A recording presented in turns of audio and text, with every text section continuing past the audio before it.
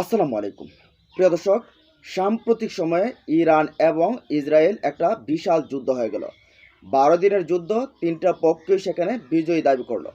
তবে বিষয়টা হচ্ছে যে ইরান থেকে বাংলাদেশ আসলে শিক্ষা গ্রহণটা করলো কি? দেখেন, ইরান এবং ইসরায়েল যুদ্ধ হলো। ইসরায়েলের পেছনে ত্রাতা হিসেবে দাঁড়িয়ে গেল মার্কিন যুক্তরাষ্ট্র। এমনকি মার্কিন যুক্তরাষ্ট্রের পক্ষ কিন্তু ইসরায়েলের পক্ষ থেকে হামলাও করলো। এবং ইসরায়েলের পক্ষে পেছনে রয়েছে পশ্চিমা দুনিয়া। কার্যত ইরান এই যুদ্ধে একাই ছিল। তারা জানতো যে এই যুদ্ধে তারা একা, তারপরও তারা মনোবল হারায়নি। তাদের অস্ত্র ভান্ডার রয়েছে, যে অস্ত্র দিয়ে তারা লড়াই করতে পারবে, তার কারণে তারা যুদ্ধে নেমেছে। এক প্রকার বিশ্লেষকরা বলছেন ইরানেরই বিজয় হয়েছে। এখন কথা হচ্ছে, এই যে ইরান এত পরাশক্তি দুটা দেশের সাথে যুদ্ধ করলো, সেই যুদ্ধে আবার বিজয়ী হলো, কিন্তু বাংলাদেশ আসলে সেখান থেকে কোনো কিছু শিখছে কি? আচ্ছা, বাংলাদেশের আছেটা কি? বাংলাদেশের কি মিসাইল রয়েছে যে পার্শ্ববর্তী কোনো দেশ যদি বাংলাদেশে আক্রমণ করে সেই পাল্টা প্রত্যুত্তরটা বাংলাদেশ দিবে? বা বাংলাদেশের কি এই এয়ার ডিফেন্স সিস্টেম রয়েছে যে একটা মিসাইল মারলে সেগুলোকে আকাশেই এই ফুটিয়ে দেবে? আছে কি? ধরেন খোদ মায়ানমার থেকে একটা সারফেস টু এরকম একটা মিসাইল মেরে ফেললো বাংলাদেশের আকাশে। এখন এই বাংলাদেশের আকাশসীমার কি ক্ষমতা আছে যে এই সারফেস টু মিসাইলটাই আটকে দেবে?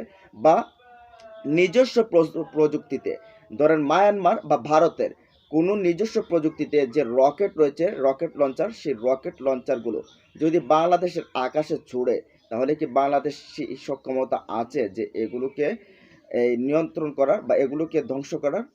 বিজ্ঞানীরা বলছে বা বিশ্লেষকরা বলছে নেই। দেখেন, এই দেশটাতে হবেটা কি? এদেশে আন্দোলন হয় শিক্ষকদের বেতন বাড়ানোর জন্য। এদেশে আন্দোলন হয় বিসিএস ক্যাডারদের আরও বেশি নিয়োগ দেওয়ার জন্য।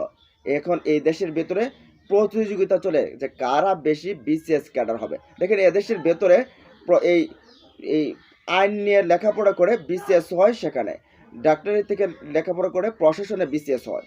তো এখান থেকে এই জায়গাটাতে যখন বিসিএস এর পেছনে দৌড়ায়, যেখানে গবেষণার ক্ষেত্রে তেমন কোনো উল্লেখযোগ্য ভূমিকা নেই। যে দেশে এপ্রিলে একটা নিউজ এসেছে, 2 মাস ধরে পরমাণু বিজ্ঞানীরা বেতনই পায় না। যে দেশে অন্যান্য সেক্টরগুলো আন্দোলন করছে, একের পর এক আন্দোলন করছে যে তাদের বেতন বাড়ানোর জন্য, অথচ যে গবেষণাগার, যে যে গবেষণা সিস্টেমটা বাংলাদেশকে সুরক্ষিত রাখবে শত্রুর দেশ থেকে, অথচ সেই পরমাণু গবেষণা কেন্দ্রের এই বিজ্ঞানীরা 2 মাস ধরে বেতনই পাচ্ছে না। সেই দেশটাতে আশা করেন কিভাবে? ডক্টর ইউনুস যাই হোক একজন বসেছিল, বিশ্বের বিভিন্ন দেশের সাথে তার গ্রহণযোগ্যতা রয়েছে, তাই তিনি অনেক অস্ত্র কিনবেন, সেটা আমরা আশিক চৌধুরীর মাধ্যমে আমরা দেখেছি। তবে সেই ইউনুসও আর থাকছেন না। কারণ আমাদের সকাল হয় নির্বাচন দিয়ে, আবার রাত শেষ হয় নির্বাচন দিয়ে, মধ্যে যতটুকু ঘুমের সময় আছে সেই বিষয়টা। এছাড়া সবসময় আমাদেরকে নির্বাচন দেও, নির্বাচন দেও, নির্বাচন দেও। এখন এই যে নির্বাচন ব্যবস্থা, সেই মান্দার আমলের ব্যবস্থায় চলে যাবে। আবার যে রাজনৈতিক দলগুলো আসুক না কেন, তারা কি ক্রয় করবে? পাকিস্তান যেরকমভাবে যুদ্ধের মোড় ঘুরিয়ে দিয়েছিল জেট-10C দিয়ে, বা এই যে এই কোনো একটা অত্যাধুনিক রাডার সিস্টেম, বাংলাদেশের তো রাডার সিস্টেম এতদিন ছিল না। বাংলাদেশের আকাশসীমা কোনো বহির্দেশের বিমান পাড়ি দিল কিনা এটাও ট্র্যাক করতে পারতো না। এটা ভারতের কাছে ছিল যে বাংলাদেশের রাডার সিস্টেমটা, বিমান আকাশসীমাটা নিয়ন্ত্রণ করতো ভারতে বসে। আর এই বছরে প্রায় $500 কোটি ভারত এখান থেকে আয় করতো। দেখেন, বাংলাদেশের আকাশসীমা ব্যবহার করবে অন্যান্য দেশগুলো, আর সেই টাকাটা নিয়ে যাবে, পকেটে নিয়ে যাবে ভারত। এরকম অবস্থা ছিল। তাই এখন কি সময় আসে নাই যে শুধু এই প্রশাসক এবং প্রকৌশলী এগুলো যে বিসিএস ক্যাডার বা অন্যান্য দিক দিয়ে এগুলোর পেছনে না দৌড়ে বাংলাদেশের গবেষণা খাতটাকে শক্তিশালী করা? বাংলাদেশের তৈরি হোক নিজস্ব প্রযুক্তিতে রকেট লঞ্চার, বাংলাদেশও আনা হোক এয়ার ডিফেন্স সিস্টেম, আনা হোক S-400 মতো, বা চীন থেকে বা আমেরিকা থেকে। এখন চিন্তা করেন, এই যে ইরান, এই ইরান ইসরায়েলের বিপক্ষে 12 দিন যুদ্ধ করেছে টানা। 12 দিন যুদ্ধে ইরানেরও ব্যাপক ক্ষয়ক্ষতি হয়েছে, ক্ষয়ক্ষতি হয় না এমন না, কিন্তু ইসরায়েলকেও একটা গাজার ছবি বানিয়ে দিয়েছে। একের পর এক তাদের ফাত্তা, খাইবার, সিজিল-2 এই যে ক্ষেপণাস্ত্রগুলো নিক্ষেপ করেছে, এই ক্ষেপণাস্ত্রগুলো একেবারে নির্ভুল নিশানায় আঘাত করেছে। এখন বাংলাদেশের হাতে কি রয়েছে যে এরকম ধরনের কোনো অস্ত্র? বাংলাদেশের সেনাবাহিনী অত্যাধুনিক, কিন্তু বাংলাদেশের অত্যন্ত সাহসী। বাংলাদেশের অরিজিন, বাংলাদেশের তো আহ, এমন পাইলট রয়েছে সাইফুল আজম, যিনি একাই দখলদার দেশটির বেশ কয়েকটা যুদ্ধ বিমানকে গুড়িয়ে দিয়েছিলেন, আকাশে গুড়িয়ে দিয়েছিলেন, যেটা পৃথিবীর ইতিহাসে এখনও সেরা। এই রেকর্ডটা এখনও কেউ ব্রেক করতে পারে না।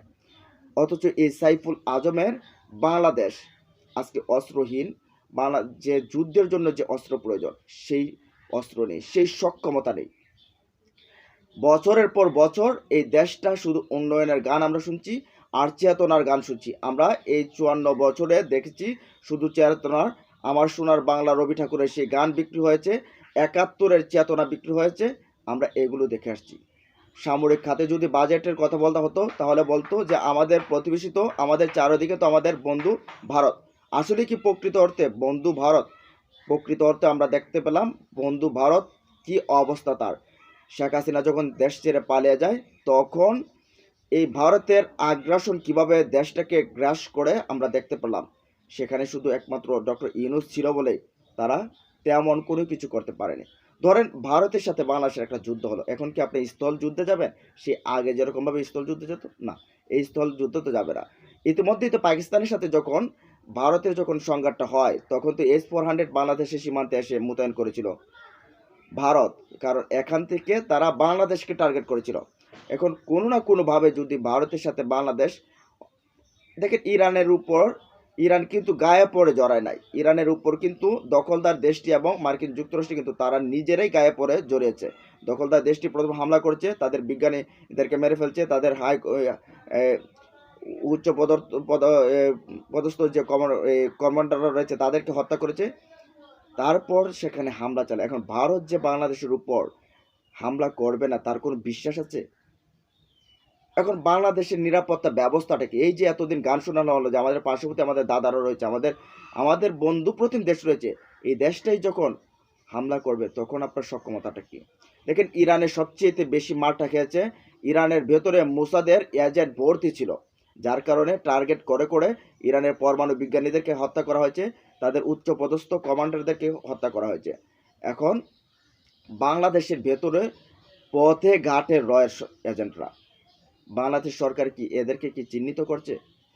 এরা যে কোনো সময় যে কাউকে ফেলে দিতে পারে, যে কোনো সময় যে কোনো উপায়ে ফেলে দিতে পারে। এখন বাংলাদেশ কি উদ্যোগ নিচ্ছে যে এই রয়ের এজেন্টদেরকে বের করবে? তাহলে ইরান যেখানে কার্যত সারা পৃথিবীতে এই একা, কেউ নেই পাশে, সে ইরান একাই বুক চিতিয়ে লড়াই করলো। সে ইরান থেকে কি বাংলাদেশ শিক্ষা গ্রহণ করলো যে আমাদেরকে এই জিনিসগুলো দরকার, এই এই এই এই যুদ্ধাস্ত্রগুলো দরকার, আমাদের আকাশ প্রতিরক্ষা ব্যবস্থা শক্তিশালী করা দরকার, আমাদের মিসাইল দরকার, আমাদের রকেট লঞ্চার দরকার, আমাদের জেট টেন্সির মতো দরকার, বা এর চাইতে অত্যাধুনিক বিমান দরকার। যদি এখন মায়ানমার যদি একটা সুকুইট যে 35 সম্ভবত S-35 এগুলো যদি হামলা করে, আপনার আমার কি ক্ষমতা রয়েছে? বিশ্লেষকরা বলছে না, নেই। এখন আমাদের কি সময় আসেনি এগুলো শিক্ষা গ্রহণ করার?